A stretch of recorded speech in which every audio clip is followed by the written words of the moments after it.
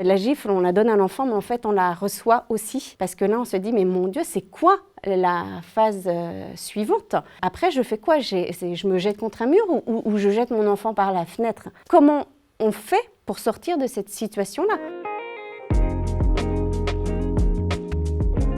Je m'appelle Stéphanie Alenoux, j'ai 47 ans et suis maman de 4 enfants. L'épuisement parental, on ne le voit pas vraiment arriver. Moi, j'étais très contente d'avoir des enfants. Le fait qu'ils soient rapprochés, je savais que ça allait être forcément un peu difficile, mais je n'avais pas imaginé à quel point ce serait difficile avec le manque de sommeil, les nuits hachées. Et je me levais tous les matins en me disant « Non, mais aujourd'hui, ça va aller. Je vais tenir, je vais réussir à donner des limites, je vais faire ce que j'ai prévu de faire dans mon planning. » Et puis, en fait, de jour en jour, ce sont que des micro-frustrations, des micro-échecs. Donc ça peut passer tout à fait inaperçu pour l'entourage, sauf que ce qu'on vit à répétition, ce sont des moments d'échec où on se sent mal. Et ça entraîne sur le long terme, quand ça dure pendant des mois, voire des années, ça entraîne vraiment une situation d'épuisement. Le manque de sommeil, c'est vraiment épouvantable parce que moi, je me levais le matin avec l'impression qu'il n'y avait pas eu de rupture avec la veille. Alors, les jumeaux pouvaient se réveiller entre 1 et 4 fois par nuit chacun, donc au maximum 8 fois dans la nuit. Et ça s'enchaînait avec la journée suivante, et ça pendant des semaines, des mois.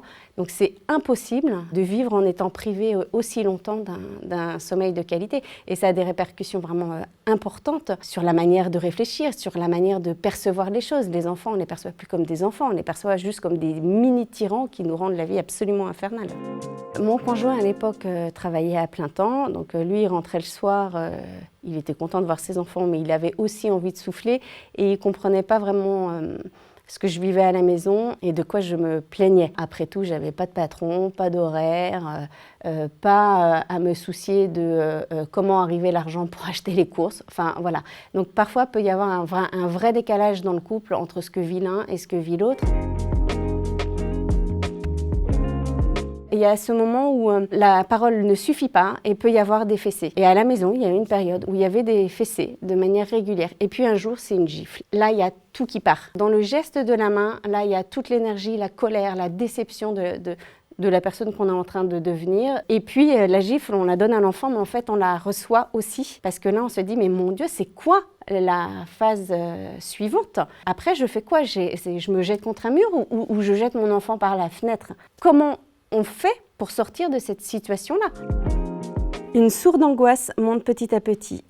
La rage intérieure que je tente de maîtriser est croissante et j'explose fréquemment. Je crie fort, de plus en plus fort. Je tape maintenant facilement. Des fessées le plus souvent, des gifles parfois. Je vois alors, surtout dans le regard de Cyril, à quel point je peux lui faire mal à l'intérieur. Je n'en suis pas fière, je ne m'aime pas en maman violente et pourtant, je me sens impuissante. Vraiment, quand on sent qu'on va perdre le contrôle, ce petit moment-là qui est très court où on peut encore intervenir, il faut l'utiliser pour se mettre à distance du corps physique de l'enfant. La fessée est effectivement assez tabou puisque c'est devenu quelque chose d'absolument interdit, mais tous les actes physiques sur les enfants, les actes violents, le sont également, y compris la violence verbale.